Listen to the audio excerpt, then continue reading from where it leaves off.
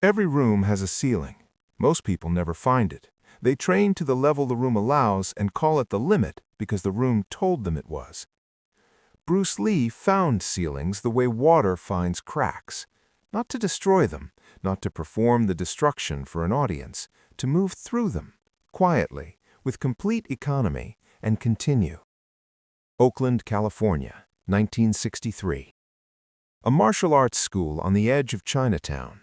23 students, one sifu, and one afternoon that nobody who was there ever fully described to anyone outside the community. Not because they agreed to stay silent, but because what they had witnessed existed in a category that ordinary language kept failing to reach. The man they said was too small proved something that afternoon. Not to them, to himself, and to every practitioner in every tradition who would eventually feel the echo of what happened in that school, in that room, in those 3 minutes. The school belonged to Sifu Wang Takhua. He had run it for 11 years. He had trained in Hong Kong under a master whose name is still respected in the Wing Chun community, had brought his school to Oakland's Chinatown in 1952 as part of the wave of Chinese martial arts practitioners who built the foundations of Chinese martial arts in the American West.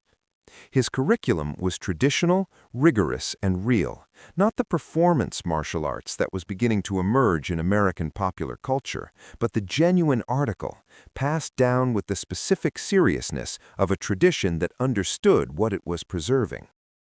He was 61 years old. He had a student who had been giving him trouble. Not the kind of trouble that required discipline, the more complicated kind that requires honesty.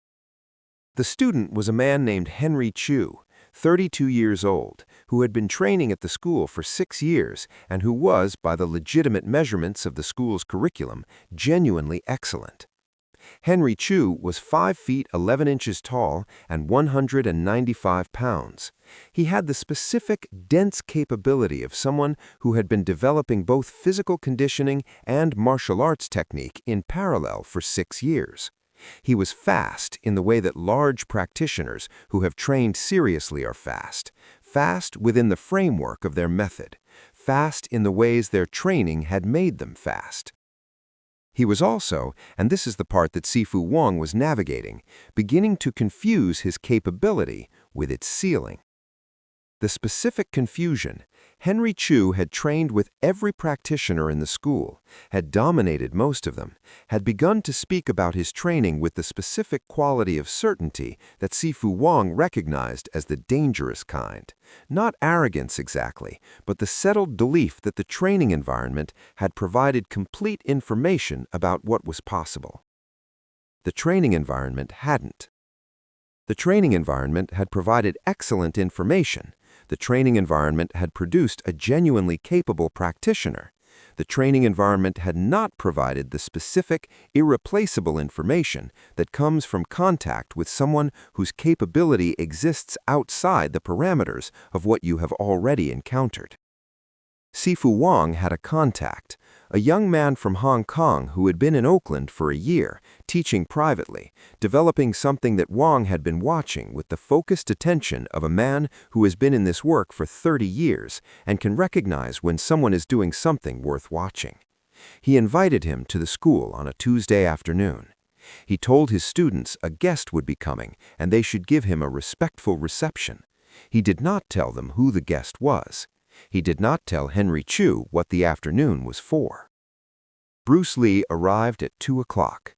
He was 22 years old. He was in civilian clothes, dark slacks, a fitted shirt, the ordinary presentation of a young man visiting a school as a guest. He was 5 feet 7 inches tall and 135 pounds. He greeted Sifu Wang with the formal respect that the relationship and the setting required. He greeted the assembled students with the same easy, open courtesy he brought to every room. Henry Chu looked at him from the back of the school. He ran the assessment that experienced practitioners run automatically, the quick professional reading of the body, the cataloging of visible indicators. He saw, significantly smaller than him, young, nothing in the posture that announced the specific physical authority that Henry had learned to recognize in serious opponents. He assigned the guest to a category. The category was junior practitioner, courtesy visit, nothing particularly significant. He would revise this category comprehensively within the next 20 minutes.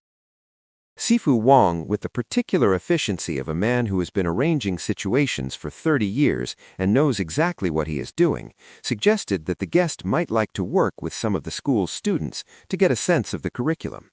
He suggested Henry Chu.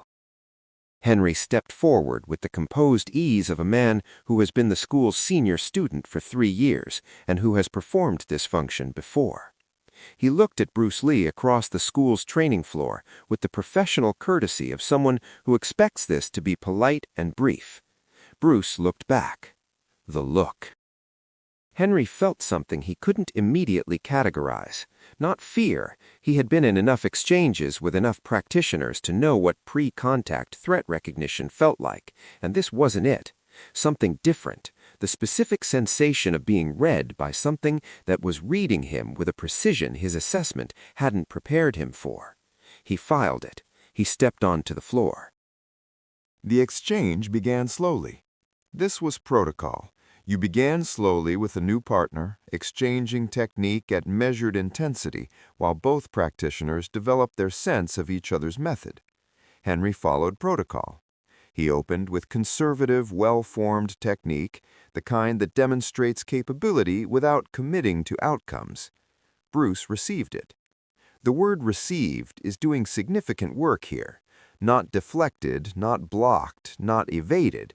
Received, in the Wing Chun sense of meeting incoming force with structure and sensitivity and converting the meeting into information.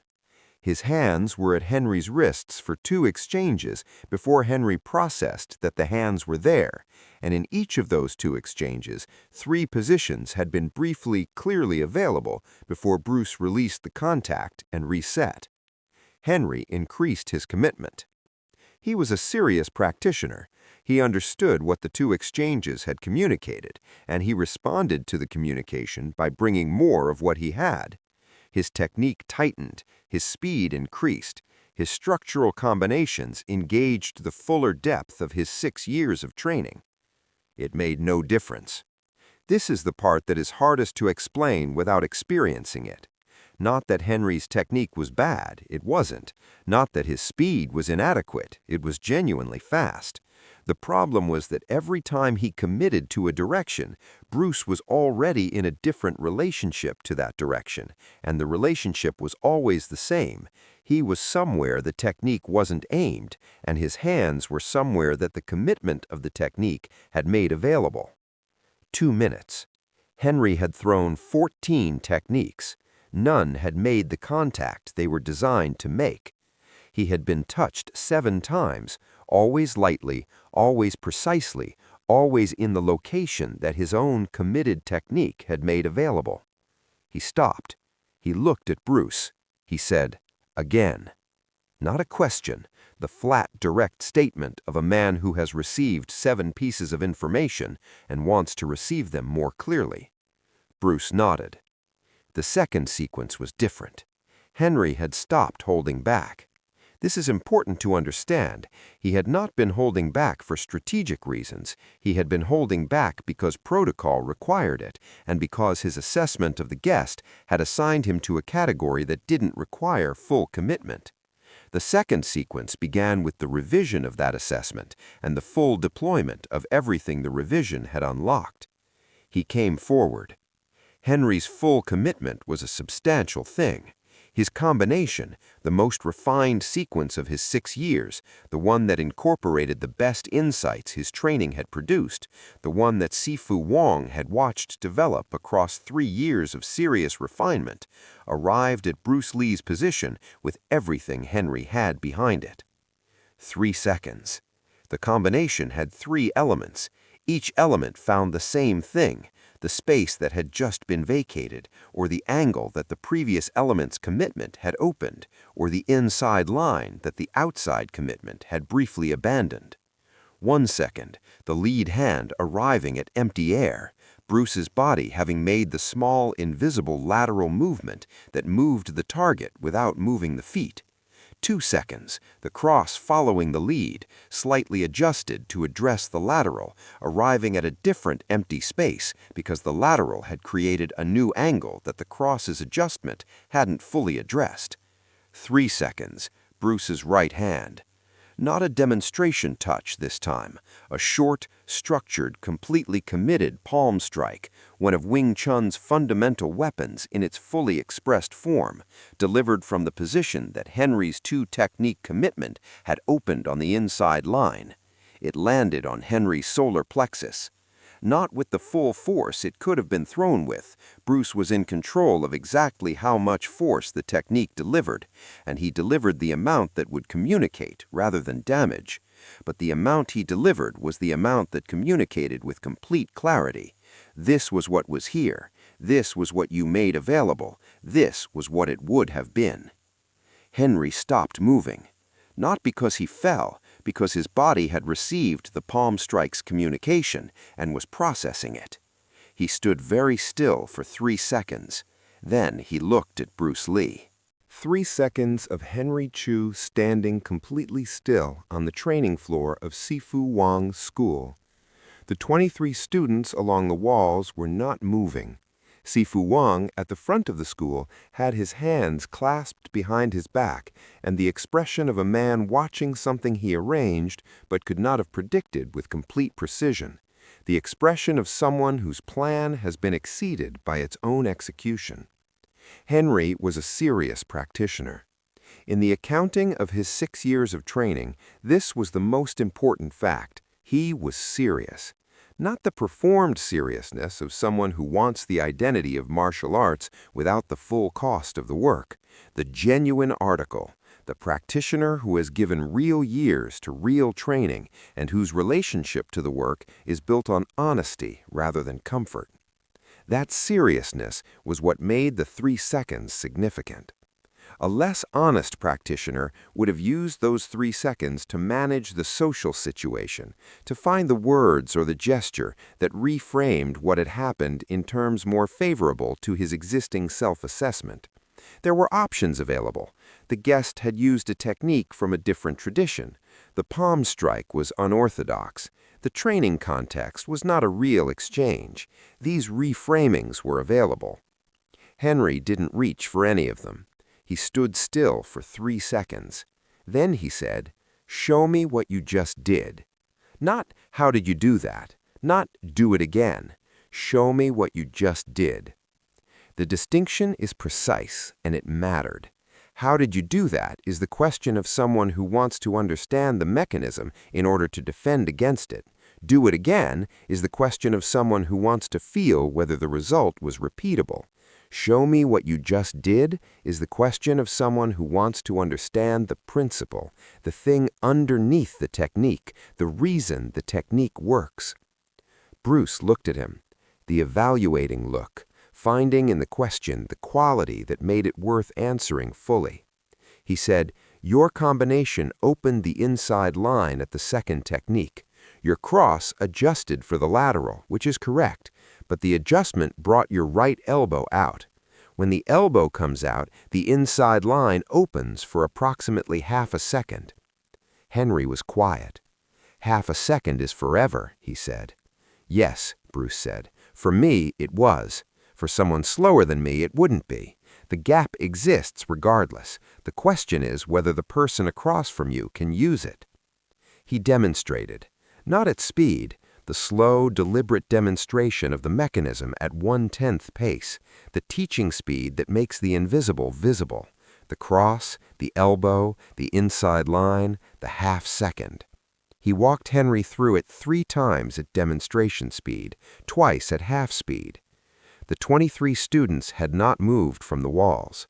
Sifu Wang had moved slightly, 3 steps forward from his original position, unconsciously the body's physical expression of being drawn towards something. Henry tried the correction. He ran the combination with the adjusted elbow position, the specific correction that tightened the elbow through the cross rotation, closing the inside line. He ran it 3 times, By the third repetition, the correction was visibly cleaner. Bruce watched. He said, "Better. Now the inside line is smaller, but you've traded it for a gap in the right shoulder. The correction rotates the shoulder back slightly. Small gap, smaller than the elbow gap, but it's there." Henry looked at his own shoulder. "It's always there," he said. "Yes," Bruce said. "Every technique has a gap. The training is to make the gaps smaller. You can't eliminate them. You can only make them too small for most opponents to use." He paused. "The goal isn't a technique without gaps. It's a practitioner who is honest about where the gaps are." Henry was quiet for a long moment. Then he said, "How long have you been training?" "Since I was 16, Bruce said, "under Ip Man in Hong Kong." 6 years, Henry said, the same duration of his own training. "Yes." Henry looked at the floor, then at Bruce, the expression of a man doing difficult arithmetic. "Different 6 years, he said. "Different questions," Bruce said. "The years are the same." Sifu Wong had arranged this afternoon because he recognized a specific problem, not in Bruce, in the school. The specific problem that every training environment eventually develops when it becomes self-referential. The ceiling that forms when a practitioners inside a system can only measure themselves against other practitioners inside the same system. Henry Chu was as good as the school could make him. That was the problem. Not because the school was inadequate. The school was genuine and rigorous and producing real capability. But the school's internal hierarchy had become Henry's only measuring instrument, and the instrument had reached its own edge. He had been the best for 3 years. The 3 years had produced in him something Sifu Wong recognized and feared for his development: the specific complacency of the practitioner who has run out of visible ceiling. Bruce Lee was not from the school. He was from a different lineage, a different tradition, a different set of questions.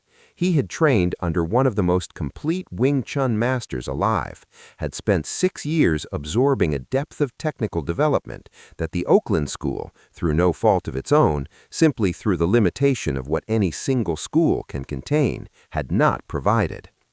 That afternoon had given Henry Chu something that 3 more years of training inside the school could not have given him. It had given him the ceiling, not to stop at it, to see it. Because the ceiling you can see is the ceiling you can exceed. The ceiling you can't see is the one you live inside, calling it the sky. The 23 students who were in that school went back to their training. The school continued. Sifu Wong continued teaching. Henry Chu continued training, differently, with the specific additional dimension that the afternoon had provided, asking the question that Bruce had named: where is the gap?